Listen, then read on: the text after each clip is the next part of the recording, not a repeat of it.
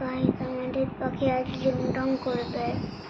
Ringtone copy করবে তাই তো? রিংটং কপি করবে। চলো তাহলে দেখি কেমন রিংটন কপি করে। ঘুরে